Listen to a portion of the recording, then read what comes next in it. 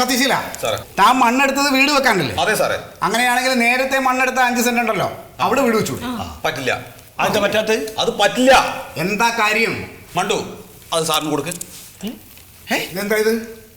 ഈ ഓഫീസിൽ ഇങ്ങനെയുള്ള ചിട്ടവട്ടങ്ങളൊന്നും ഇല്ല. അതെ, ഒരു എതിർകക്ഷി നിൽക്കുമ്പോ ഇങ്ങനൊന്നും കൊടുക്കാൻ പാടില്ല. ഇത് അതൊന്നും അല്ല. ഇത് വേറൊരു സംഗതിയാണ്, ഒരു ചരിത്ര സാധനമാണ്. ചരിത്രോ? സാർ ഒന്ന് നോക്കി. മൊയ്തു സാറ് ചരിത്രം പഠിച്ചാളല്ലേ, ബിരുദല്ലേ? സാറ് നോക്കി. നിങ്ങൾ കെമിസ്ട്രി ഇനി? ഞാൻ മാത്സ് ആയിരുന്നു. എന്തത് തോണിയ ഇത്രന്നൊക്കെ പറയുന്നുണ്ടോ?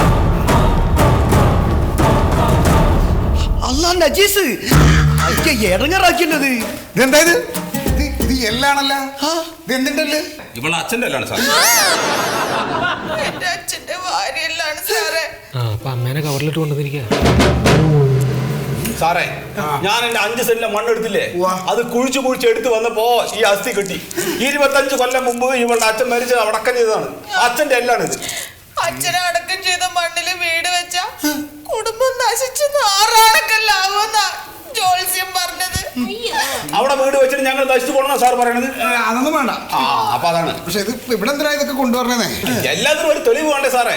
ഞാൻ ഇപ്പൊ എന്റെ 5 സെന്റിലെ മണ്ണ് മാറ്റിയല്ലോ, അവിടെ എനിക്ക് ഇനി വീട് വെക്കാൻ പറ്റില്ല. ഇനി ബാക്കിയുള്ള 5 സെന്റിലെ മണ്ണ് മാറ്റിയിട്ട് വേണം എനിക്ക് വീട് വെക്കാൻ. അത് നടക്കില്ല. ഇത് കാളയുടെ അല്ലാണ് സാറേ. അയ്യോ, എന്റെ അച്ഛനെ കാളേന്ന് വിളിച്ചേട്ടാ. എന്താ നിങ്ങൾ കാണിക്കണത്? സാറേ ഒന്നുമല്ല, ഈ എല്ലൊന്നും എടുത്തിട്ട് സാർ ആ വാര്യലിന്റെ അവിടെ നിന്ന് വെച്ച് നോക്കും. ഇത്ര വലിയ എല്ലൊരു ആൾക്കുണ്ടാവും. എന്തുണ്ടായാലും നിങ്ങളുടെ മാതിരിയല്ല, 6 അടി ഉയരായിരുന്നു അയാള്. നല്ല തടിയും അയാൾക്ക് എല്ലുണ്ടാവും. ഇയാളെ നിങ്ങൾ ഇന്നലെ എവിടെ വെച്ചാ കണ്ടത്? പറയങ്ങോട്. നീ തന്നെ പറഞ്ഞു.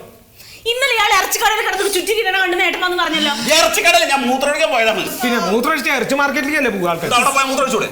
സാർ ഇത് കള്ളത്തിലാണ്, വിശ്വസിക്കരുത്. സത്യശീല, ഈ മനുഷ്യ ശരീരത്തില് 206 എല്ലുകളാണ് ഉള്ളത്. അതെ. അത് 25 വർഷമൊക്കെ കഴിയുമ്പോ ഈ എല്ലെല്ലാം പൊടിഞ്ഞ് മണ്ണിൽ അലിഞ്ഞങ്ങ് പോകും.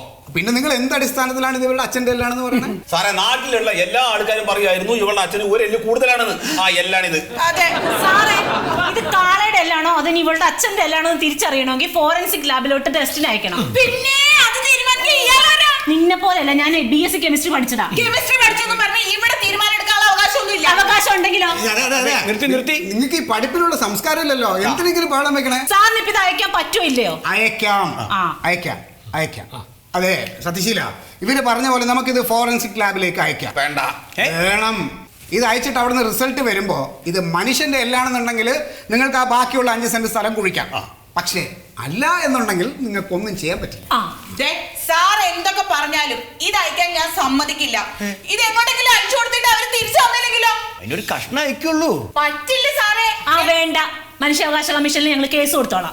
ഏത് കമ്മീഷൻ ഒന്ന് പറഞ്ഞാലും ശരി, ഇത് അയക്കാൻ ഞാൻ സമ്മതിക്കില്ല. എനിക്ക് പവിത്രമായിട്ട്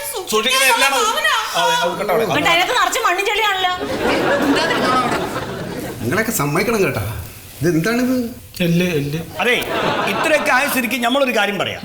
ഈ സീതളിനിപ്പോ അവിടെ എത്ര സെന്റ് സ്ഥലമുള്ളത്? 17 സെന്റ്.